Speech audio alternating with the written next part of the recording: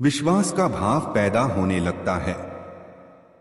स्वयं के प्रति भी विश्वास बढ़ता जाता है और दूसरों के प्रति भी उसी से श्रद्धा का भाव जन्मने लगता है।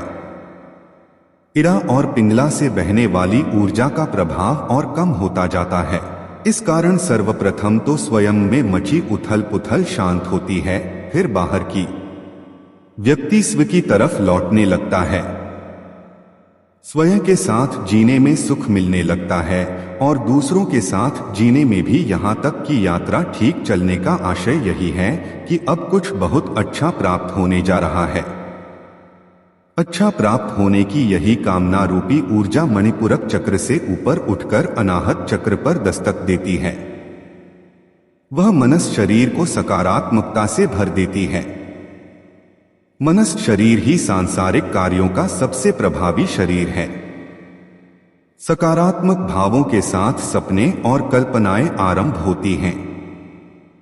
वे नए अध्याय रचती हैं, नए सृजन कराती हैं।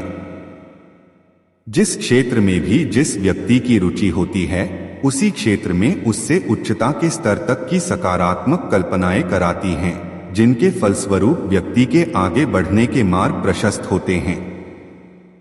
कुछ नया करने का हौसला आता है और वह सब बिना किसी दुर्भावना, भेद, संदेह, संशय के होता है। लेखक, साहित्यकार, गीतकार, संगीतकार, चित्रकार, वैद्य, वैज्ञानिक, कारीगर इसी श्रेणी में आते हैं। और ये लोग यदि इससे आगे बढ़ते हैं तो और भी नए रास्ते खुलते हैं, क्योंकि फिर कल्पनाएं दृष्टि में बदलने लगती हैं। वे जहां भी ध्यान लगाते हैं वहां आर पार दिखने लगता है। वैद्य शरीर की आंतरिक रचना के दर्शन कर लेते हैं, वैज्ञानिक आकाश और ब्रह्मांड में विचरण कराते हैं। इस चक्र पर ध्यान बनाए रखने से यह दृष्टि बढ़ती जाती है, पैनी होती जाती है, तो तत्वों के आर पार दिखना आरंभ हो जाता है। धारणाएं सिद्ध होने के रूप में दिख जाती हैं। अनाहत चक्र में जब ऊर्जा का रूपांतरण हो जाता है तो स्वप्न भी सत्य के ही आएंगे, यानी स्वप्न में भी जागा हुआ है, सोया नहीं है। इसमें यथार्थ घटित होता है, उसका संकल्प व वचन सिद्ध हो जाता है, पूर्ण हो जाता है।